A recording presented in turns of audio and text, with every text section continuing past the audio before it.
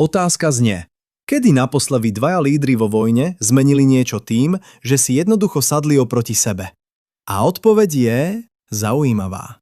Vo štvrtok 4. júna publikoval ukrajinský prezident Volodymyr Zelenský otvorený list adresovaný priamo Vladimírovi Putinovi. Nie cez diplomatické kanály, nie cez sprostredkovateľov, verejne, online, pre celý svet. A podstatné nie je to, čo v liste píše. Podstatné je, prečo ho píše práve teraz. Keď si to zoberieme zo širšieho pohľadu, táto vojna trvá už viac ako 4 roky, od začiatku plnohodnotnej invázie vo februári 2022.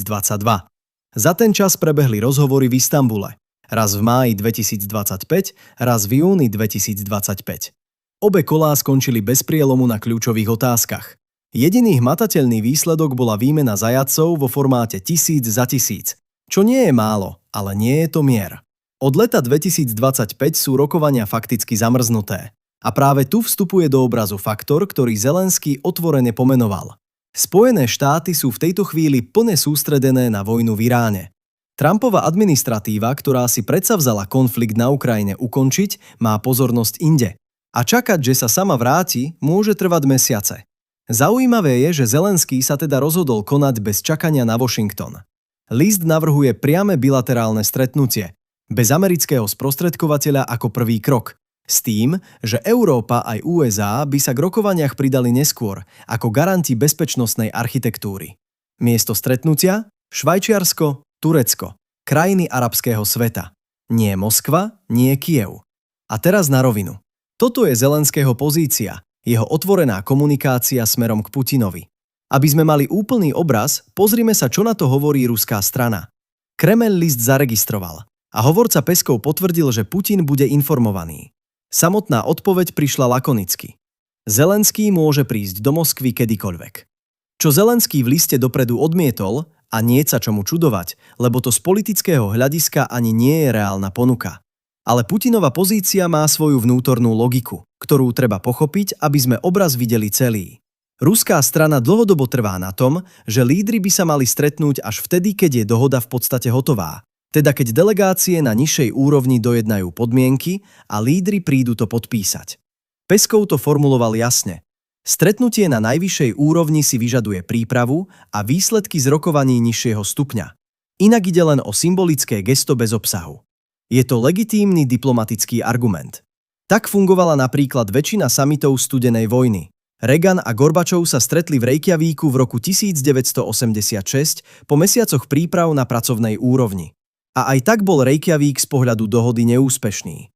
No napriek tomu zmenil dynamiku rokovaní. Paradoxne, Moskva zároveň vznáša otázku, ktorú považuje za zásadnú.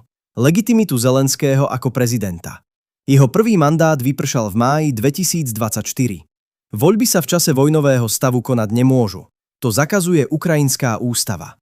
Ústavní právnici tvrdia, že predĺženie mandátu je za týchto okolností ústavne v poriadku. Moskva to spochybňuje a hovorí, že kto podpíše zmluvu za ukrajinskú stranu, musí byť legitímny reprezentant krajiny. Kyjev to odmieta ako politickú manipuláciu, nie právny argument. Obidva pohľady existujú a treba ich mať na stole. Čo sa ale fakticky stalo v Istanbule v lani? Prvé kolo v máji 2025 trvalo menej ako 2 hodiny. Putin neposlal žiadneho z vrcholových predstaviteľov. Delegáciu viedol prezidentský poradca Vladimír Medinský. Zelenský sa na stretnutie dostavil osobne, no Putin nie.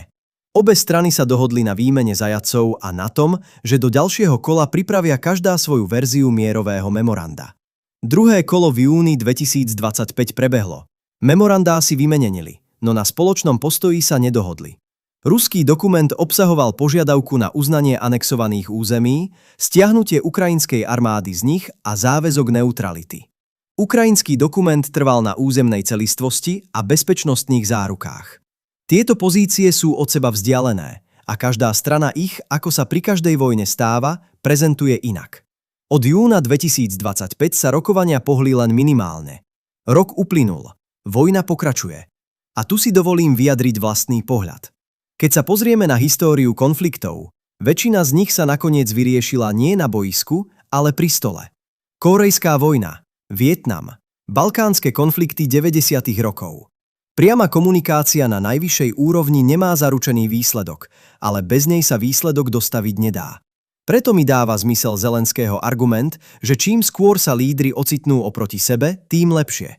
Ak nie preto, aby sa dohodli hneď, tak aspoň preto, aby vedeli, čo ten druhý reálne chce, nie len čo hovorí do kamier. Bez takého stretnutia sú to z oboch strán len pozície, nie rokovanie. Na druhej strane, a to je otázka, ktorú si treba položiť, čo konkrétne by také stretnutie prinieslo, keby sa obe strany na obsah vopred nedohodli? História pozná aj samity, po ktorých sa situácia zhoršila, pretože jeden z lídrov si zle prečítal toho druhého. Kennedy a Chruščov vo Viedni v roku 1961. Americko-sovietskí historici dodnes diskutujú, či práve toto stretnutie neprispelo k berlínskej kríze a neskôr ku kubánskej. Takže otázka nie je iba stretnúť sa alebo nie. Otázka je, za akých podmienok, za akým rámcom a za akými garanciami. Zelenský navrhuje ceasefire, úplné zastavenie paľby počas rokovaní, monitorované americkou stranou. Ruská strana doteraz podmienkový ceasefire odmieta a trvá na tom, že zastavenie paľby musí byť súčasťou celkovej dohody, nie jej predpokladom. To je jeden z kľúčových uzlov, kde sa obe strany zatiaľ nevedia pohnúť. Trump povedal, že by ho veľmi potešilo, keby sa Putin a Zelenský stretli a dodal, že obe strany budú musieť urobiť kompromisy. Konkrétnosti odmietol zverejniť. Európa zatiaľ v tomto formáte nie je aktívnym hráčom pri stole, aj keď Zelenský ju v liste ako garanta navrhuje. Takže, kde sme dnes, 5. júna 2026? Zelenský urobil verejný krok smerom k priamému stretnutiu. Moskva odpovedala tým, že on môže prísť do ich hlavného mesta, čo Kyjev odmieta. Trump povedal, nech sa stretnú. A rokovacie delegácie na nižšej úrovni sa minulý rok dvakrát stretli bez výsledku. To bol fakt. A môj názor je, že bez priamého kontaktu na najvyššej úrovni ostávajú všetky ostatné kroky len prípravou na prípravu. Lídri môžu povedať veci, ktoré ich delegáti povedať nesmú. A ak stretnutie zlyhá, aspoň bude jasné, kde presne leží hranica. Bez neho je každá strana len výhovorkami druhej. Ak sa vám toto video páčilo, nezabudnite dať like a zdieľať toto video s vašimi priateľmi a rodinou. Nech sú aj oni informovaní. Ak máte akékoľvek pripomienky alebo návrhy na zlepšenie našich videí, radi uvítame aj konštruktívnu kritiku a veľmi radi sa zlepšíme. Ďakujeme za pozretie celého videa a vidíme sa v ďalšom videu. Ahojte!